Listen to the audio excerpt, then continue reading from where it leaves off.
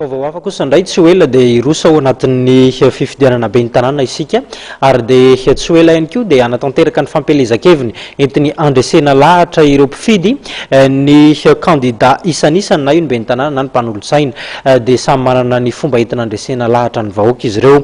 Tsy mbola nisy hatreto ny fanovana ny daty hanatanterahana ny fifidianana ary efa miroso amin'ny lamina teknika ny mpikarakara amin'izao fotoana izao.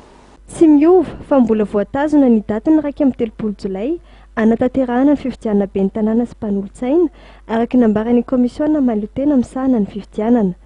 Efa miroso amin'ny fiomanana ara-teknika hiatrehan'ny fifidianana io ny eo anivon'ity komisiona ity. Androantsika miresaka zao dia ny andro analana 2 zany hoe fa 2 andro mialohan'ny fifidianana antsika ny J-32. Raha amin'ny ara-teknika aloha dia efa manomana ny zavadrehetra ny senita. Zay zavadrehetra zay moa efa nilazaiko teo, misy ny fanomanana ny ara-pitaovana, misy ny fanomanana eo amin'ny lafin'ny mpikarakara le ho tompona ndraikitra amin'ny fanatanterahana ny fikarakarana ny fifidianana hatrany anivon'ny birao zany sy ireo mikarakara ny fitrandrahana ny voka-pifidianana. Zay zany no ataon'ny senita amin'izao fotoana izao. Mandalintsika zany afaka tapabolana eo amin'ny fampelezan-kevitra, tapabolana ny faharetan'izay fampelezan-kevitra zay dia higadona ny faraky amin'ny 30 volana Jolay hatramin'izao aloha dia tsy miova ny fahatapahan-kevitry ny senita fa ary efa mivonona amin'izany zay eo amin'ny lafiny ara-teknika.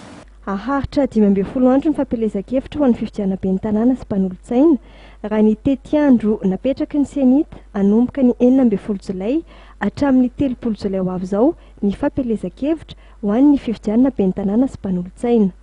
Amin'izao fotoana izao dia misy ny fitetezam-paritra ataon'ny komisera ny senita eo anivon'ny distrika.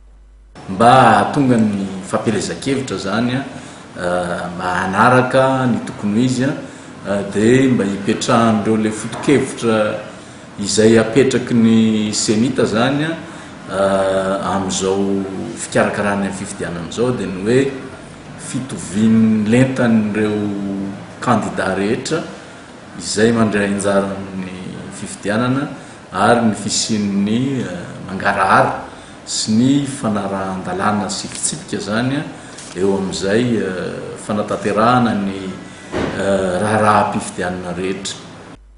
Ankoatr'izay dia efa mandeha ihany koa ny fanendrena sy ny fampiofanana mpikambana ao amin'ny birao fandatsahambato. Eo amin'ny ara-pitaovana dia efa mandeha ihany koa ny fiomanana samihafa ao anatin'izany ny fanontana ny bileta tokana. Efa mikarakara an'ireo mikasika ny ara-pitaovana. Rehefa miresaka ara-pitaovana moa zany dia ny ireo le oentina hiatrehana ny fifidianana indrindraindrindra ny resaka ara-taratasy zany, ny resaka bulletin, ny resaka PV, ny resaka ireo taratasy fanosam-bato, feuille de dépouillement et de pointage.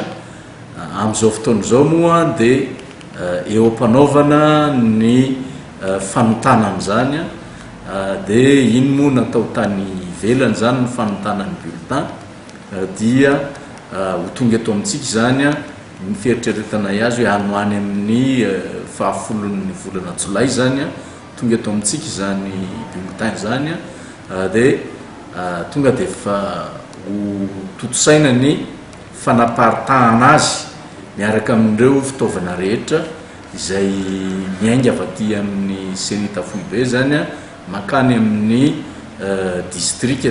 Ny fitaovana lehibe toy ny isoloara sy ny vata fandatsahambato dia nilaza ny senita fa ireo nampiasaina tamin'ny fifidianana tamin'ny 13 Sorevy no ampiasaina amin'ny fifidianana be ny tanàna sy mpanolontsaina izay ho totosaina amin'ny 30 volana Jolay ho avy io.